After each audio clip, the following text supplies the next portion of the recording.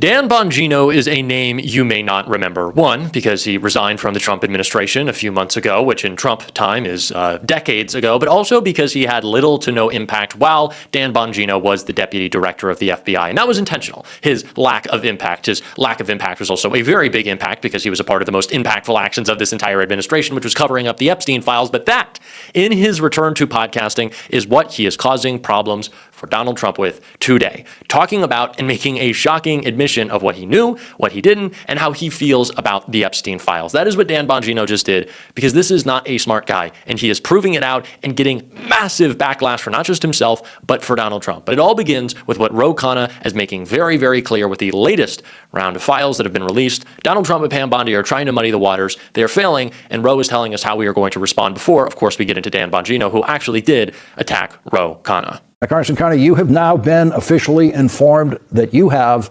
100% of the Epstein files. Well, that's just wrong. And it's not just Thomas Massie and I who are now calling it out, not just Marjorie Taylor Greene who's calling it out. People like Kim Burchett, people like Nancy Mace are saying this is just not transparent. Even Senator Kennedy is saying this is not transparent. And the reality is they're muddying the water. I mean, instead of focusing on people like Lutnick, people like the ambassador in Turkey, people like the Stephen Bannon, who had actual correspondence or relationships with Epstein, they're just putting out every public figure.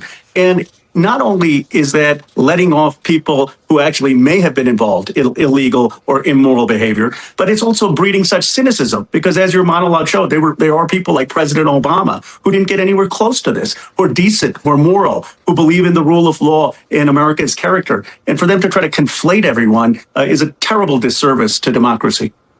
What are your next steps?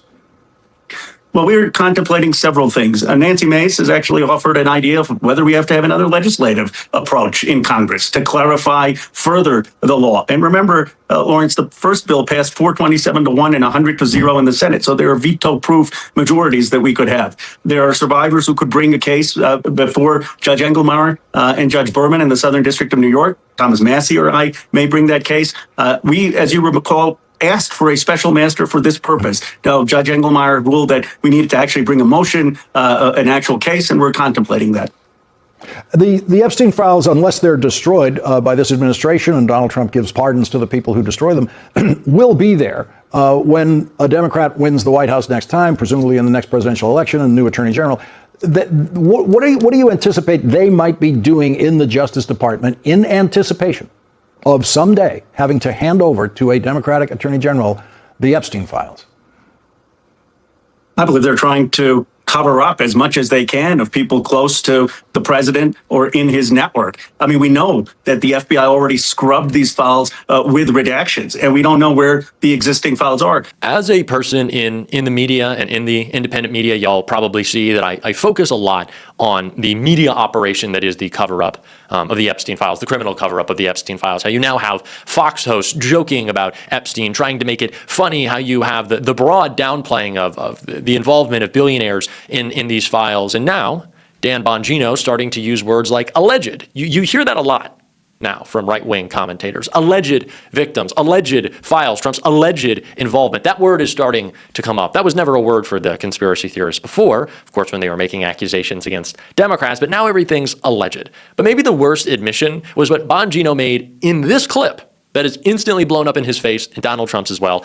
I want to watch the clip. I want to read the responses, and then I got a lot to say. Now, you saw a massive dump of what's known as the Epstein case file this weekend. This is almost unprecedented in American history, letting this information out there. There's going to be a lot of strong opinions on it. Good. That is the best part of living in a constitutional republic, that this stuff is not hidden. There's a lot of curiosity about this case over time, me included, for obvious reasons. It involves a disturbing set of circumstances, a lot of very wealthy people who interacted with them. There is a process because innocent people are entitled to a trial until they are proven guilty. However, given the interest in the case, I think on net, positives and negatives, it is a net positive that you're able to look at this and see this so we can you can see what happened behind the scenes. Now, do you understand, though, however, given the Epstein Files Transparency Act, why this thing and the writing of it was done so poorly? Here's a New York Post article about what happened. California lawmakers Epstein bombshell outs 4 random guys with no connection to sick billionaire pedophile.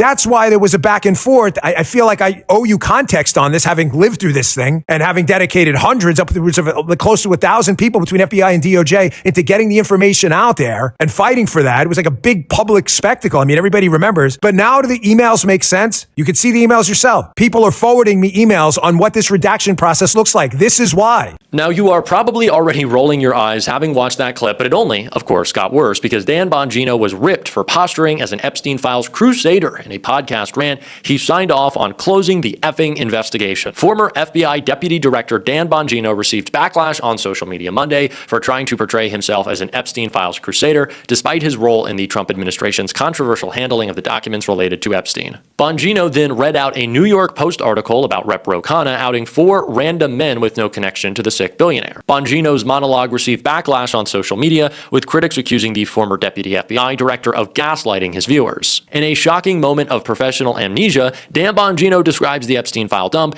and forgets he signed off on closing the effing investigation, reacted former FBI agent Kyle Serafin, and acting like he made it public when it was an act of Congress that forced it. I am not in gotcha mode, but how does Dan Bongino believe he doesn't need to be explaining himself? Questioned News Nation host Chris Cuomo, while FBI whistleblower Steve Friend commented, "How old were you last July when Dan Bongino signed off on the closing the Epstein case?" And POTUS asked why people were still talking about it. So obviously there is so much blatant hypocrisy. It's why this video has been just laughed at and attacked nonstop. But I think the biggest admission is Bongino saying, "Well, I'm still curious. I still have a lot of questions." How? You were the deputy director of the FBI. How do you have any questions? What this really tells me is, in so many ways, Bongino certainly, because he's not a real adult, and actually went on Fox to almost break down crying, complaining about how hard his job was.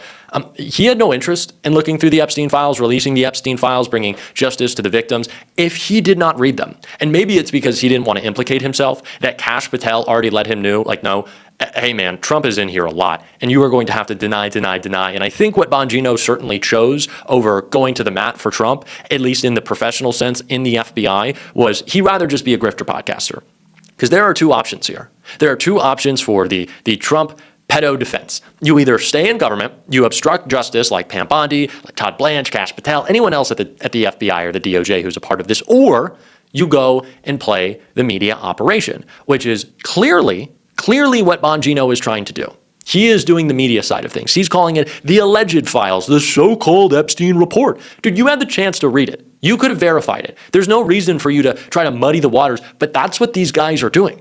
And for Bongino to accuse Roe of like not properly sharing people's names or covering up or causing problems, when that's exactly what he was tasked with doing, what are you saying? And also at the same time, these guys are so clearly going out of their way to try to pretend like all of these people were involved, but not really. It's why the Department of Justice just released that list of all these celebrities involved with Epstein.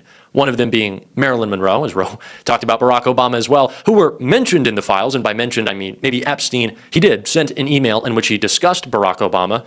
And I got to say, if the worst people in the world were talking shit about you, that's probably a pretty good sign for your character. But they want to muddy the waters. That is what this is all about, because they want us to believe it's everybody. And in a very sinister way, that is a lot more damaging, maybe not a lot more damaging, but that is certainly damaging in a different way than direct accountability. They want us to see all of this and then move on. Because if we do and move on, then they win. Then they are positioning themselves as above the law, too powerful for prosecution.